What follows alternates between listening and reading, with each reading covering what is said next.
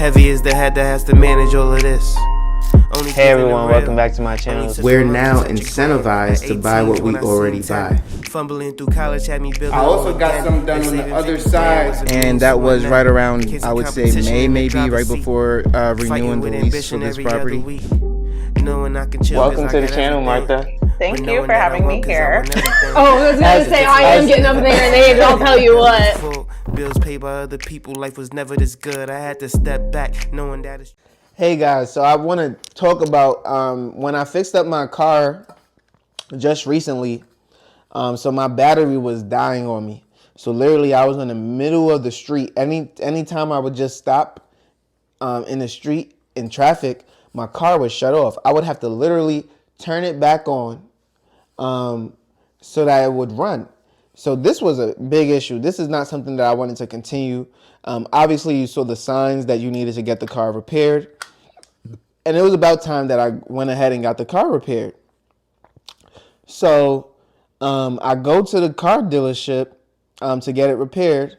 And I actually thought that this was really responsible of me because normally I would wait till the last second. So I go to the car dealership. I get the car repaired. Battery and engine, $1,000 to get fixed, like $1,039, something like that. At the same time, I was looking at new vehicles, used vehicles. I actually wanted an EV type of car, but they didn't have that. So they were showing me a Kona instead. They said, hey, this is not what you wanted. You wanted a gas vehicle. You wanted an electric vehicle, but we got a gas vehicle for you. It's a bigger car, only $20,000.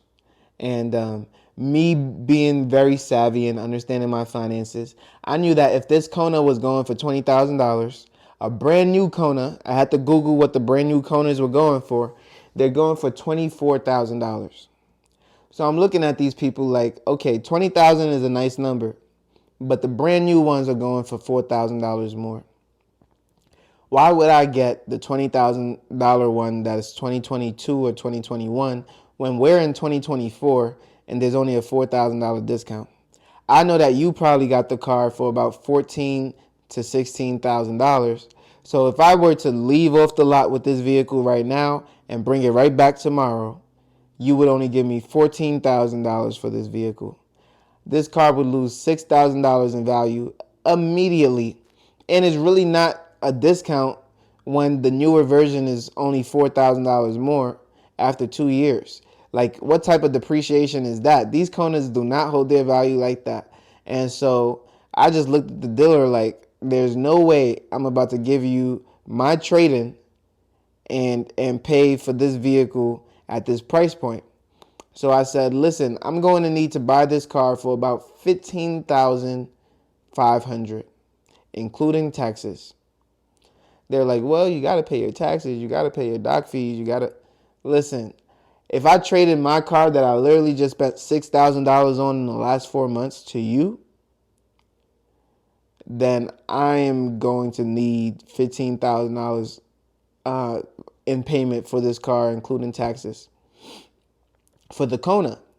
And I would have actually liked to walk away with the Kona.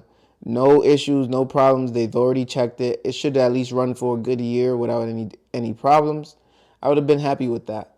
However, I told them, listen, if I pay for my battery to be fixed, if I pay for that engine that is faulty to be fixed, for that extra $1,000, when I know that you guys can get it done for $400 and fix everything else yourself for $400, then I am not buying the vehicle.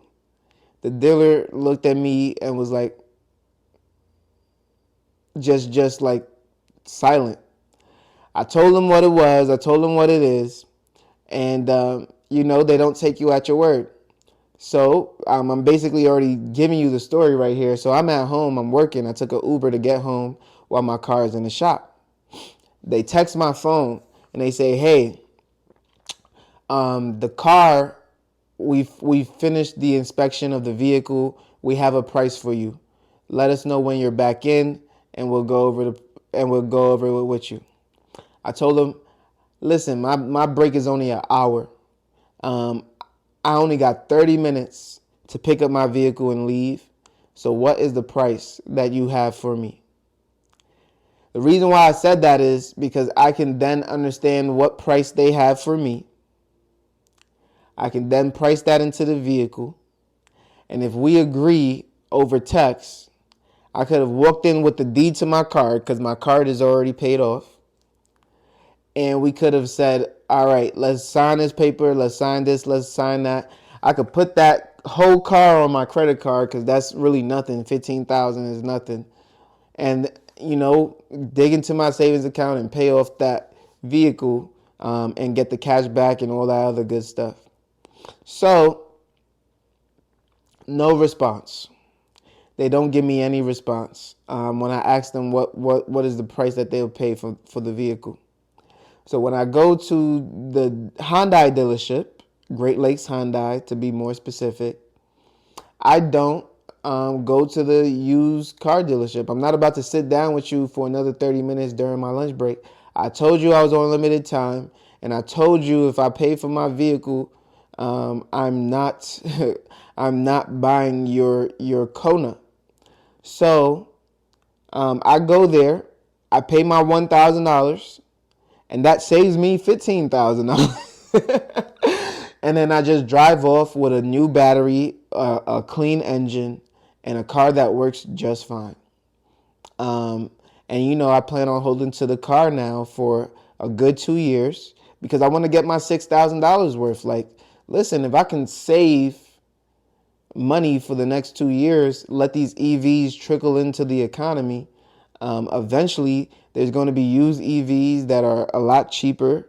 That's going to save me money when I don't have to pay for gas. These are the things that I'm definitely taking into consideration. I spend about $200 on gas every single month. So to continue to cut down on that, to continue to cut that down. And honestly, I work from home 3 days a week now. So I'm not really spending that much on gas anyway. I might be spending less than the $200 a month these days. So, listen, it is what it is. I'm trying to save money by switching to an EV, and I was actually about to put myself in a gas vehicle for a little bit longer. That didn't even make any sense anyway. So I was really doing a guy a favor because I decided to take some of his time and speak to him. But listen, you are not going to play your dealership games with me. You're going to give me what I want right then and there, or there is no conversation to be had. So if you can't tell me the price of the vehicle, if you can't tell me what my car is going to go for, then there's nothing to speak about. Because I already told you should have gave me the vehicle for $15,000 before the trade-in. Now, if I give you the trade-in for $15,000 and I'm giving you an extra $500, there should have been no conversation. Because I know you're going to sell my car for at least $6,000. At least $6,000. So, that's exactly what happened. I decided to not go with the Kona. Wasn't even an EV Kona, which I'm glad the guy said that to me. Didn't have heated seats, none of that. I believe it was push to start. But man, it wasn't really going to do nothing for me. I already got the girls. So I mean, it was just a nicer vehicle to have, but again, not really the car that I was looking for. So I'm actually glad. Am I glad I didn't make the purchase?